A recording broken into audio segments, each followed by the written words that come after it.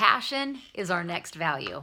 Do you know somebody who's a passionate person? Somebody who, when you're around them, it's almost like an electrical current, that they are so pumped and jazzed and believe in what they're doing, and they are fulfilled as they're talking to you about it.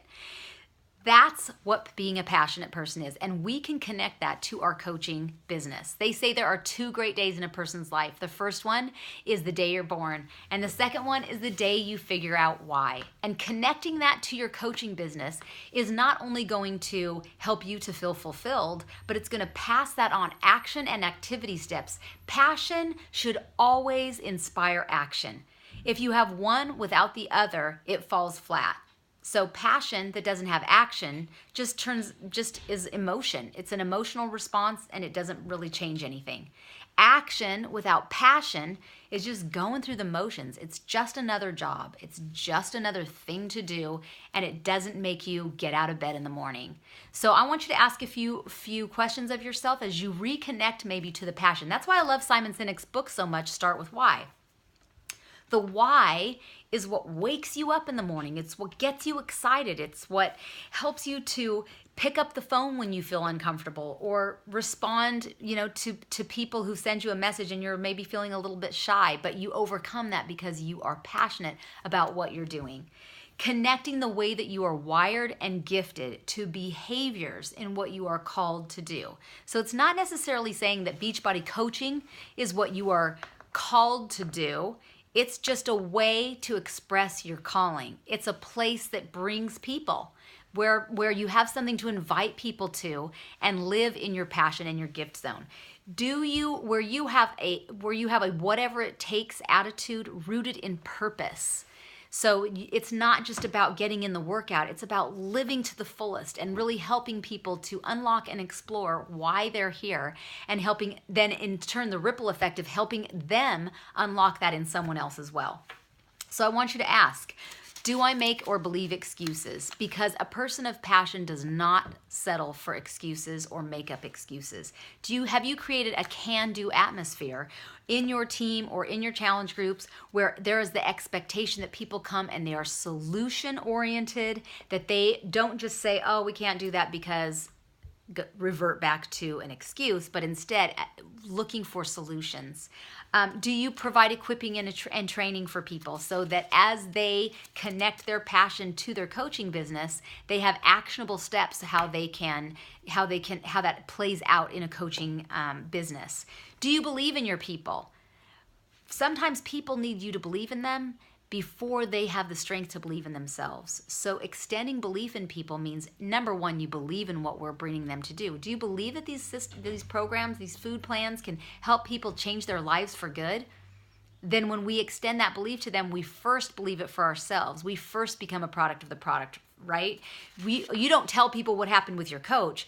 Your coach tells you what happened to them. Then you join in and you get your own story, and then you share your personal experience. That old network marketing saying that facts tell and stories sell.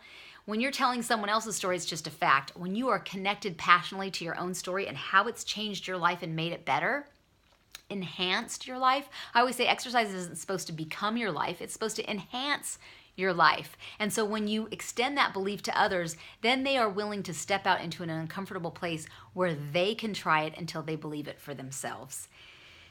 Have you created an everyone is valuable environment where people know that they are valued, that you place a high value on them, that they have a spot in your organization, in your team, in the group, that when they are not there, they are missed, and the value that they have to add, their passion spot, their gift zone, only adds to the greater team. That's why we all have said from the beginning that together we're better. Alone, one person can do okay things, but together we can do amazing things. And that means every person on the team is valued.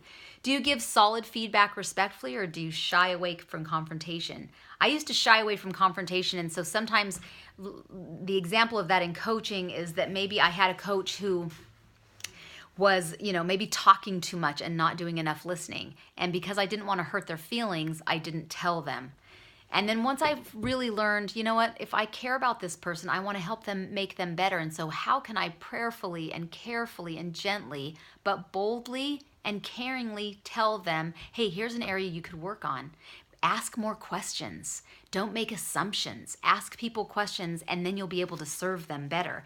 Then in such a way, when you can share that kind of feedback in such a way that it adds value to them, then they don't feel like you're critiquing them or criticizing them, but that they are really trying to get better, and you are on their team because you value them, you want to help them get better.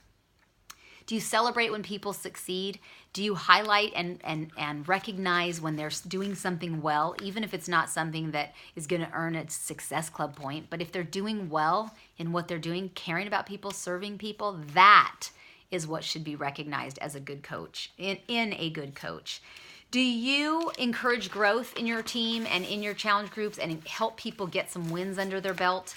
You know, when somebody has 150 pounds to lose and you celebrate 5 pounds, it breaks it down into small little chunks that they can feel like, you know what, I'm going to celebrate every 5 pounds that I lose, because if I lose 5 pounds 4 times, 20 pounds are gone. But I've celebrated all along feeling like, okay, every step I get over, every hump I get over, that's a win. And so we want to help people get a win under their belt. I read a story that in one of John's books about teachers, and I just thought this is such a perfect example for coaches.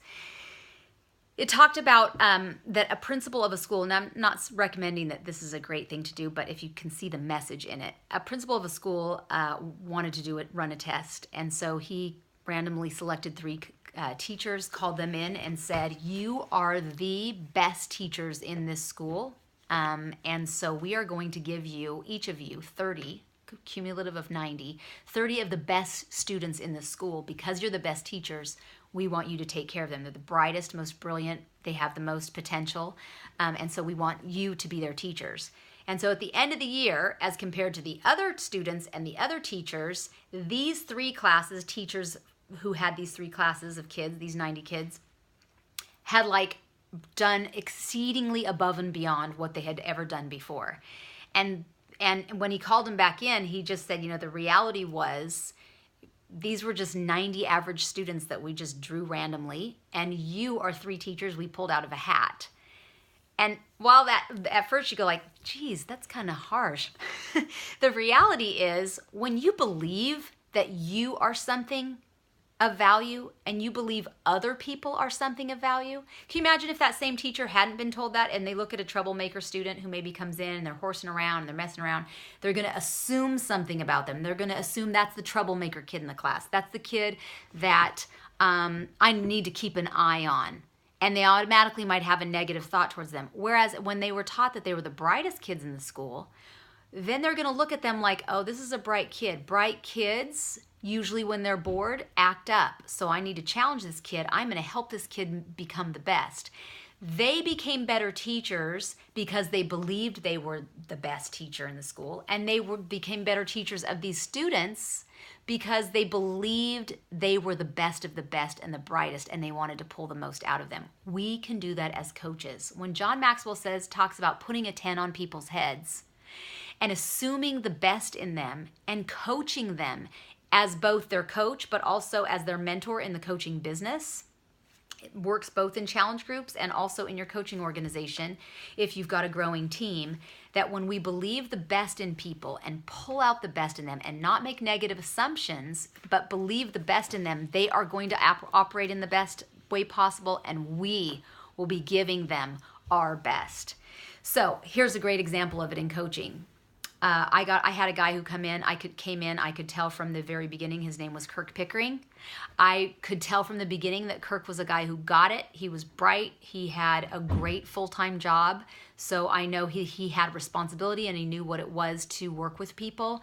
And so I could tell right from the beginning he's just a great coach to have on my team. And so I just told him right off the bat, I can tell you're going to do well in this business.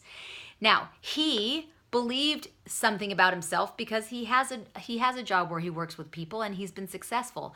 But I also believed in him.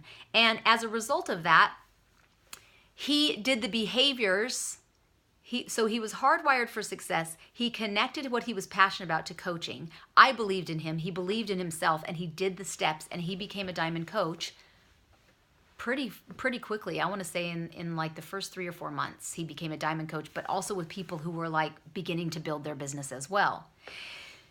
Likewise, I had a coach who came to me and she had all the belief in the world. She was so excited. I'm going to pass you up, Tracy. I'm going to be better than you are as a coach. And I said, oh, great. I think, I wasn't sure if she was going to be able to do it because the way she was talking was so confident in herself. I was just kind of like, go for it. If you believe it, I believe it. Great. And she proceeded to not do anything with the business. And so the contrast there is, one is a lot of belief and a lot of passion, but without any action to back it up. Another is a lot of belief that inspired action to back it up, and the two together developed into, in Kirk's case, a booming, bustling team right out of the gate because his actions backed up his belief. So it's not just enough to believe and be passionate, but to actually have actionable steps. And that's our role as a coach, is to give them, as a mentor, is to give them steps. When we believe in them and they connect their passion to that belief, we give them action steps to plug that passion in so that they can serve people well and begin to build and affect and influence more people. So ask yourself, am I being true to myself? Am I doing something? Am I faking it till I make it? Or am I really staying connected to what I believe? A lot of people talk. A lot of people give lip service, you're going to find. And that's okay. That just means that's where they're at in their development. They need to learn to back up their words with action, and that just comes with growth. But very few leaders show not just their passion, but show the steps. I heard somebody say once, when a leader takes an intuitive step in one stride, the average person, the people that we lead, need that broken down into 10 actionable steps. So while you're passionate and I used to just do things. I didn't even break it down. I never thought about it. I just said, this is what I'm doing, and then I'd go do it, and my team would say, could you break that down for me? And I would think to myself, I don't even know how to break it down because I just did it because I just was trying things and I was passionate about it, and I had a can-do, make no excuses kind of mindset that I just did it, but I left people in the dust. That wasn't being a leader. That was me just going really fast and doing what I was excited to do. But leadership is slowing down and showing what you've done so that somebody else can do it too. The other side of that is, I can't show somebody what to do if I've never done it myself. Otherwise, it's just theory. So we want it to be practical, proven steps to show somebody else how to plug their passion in, but then have an action behind it. Do you wake up excited? Is failure your enemy or your opportunity? An opportunity for you to see what you're made of and to dig in and find a solution. Are other people growing where you are? Do you and your team desire and embrace change? These are all questions that John Maxwell asks. I just love it. Is growth modeled and expected? If I'm doing the stuff and my team isn't, if I'm running ahead on the path but not leaving clear actionable steps for them to follow in those 10 actionable steps with every stride that I take. So can you imagine if I take off running? I've got about 100 steps that people are saying I'll do it, just show me how. And so sometimes in our passion, we just take off and we don't bring other people with us. So passion isn't expressed in emotion. Passion isn't kept to ourselves. Passion is broken down. Passion is connected to action, broken down so that other people of passion can learn how to run in their passion zone as well.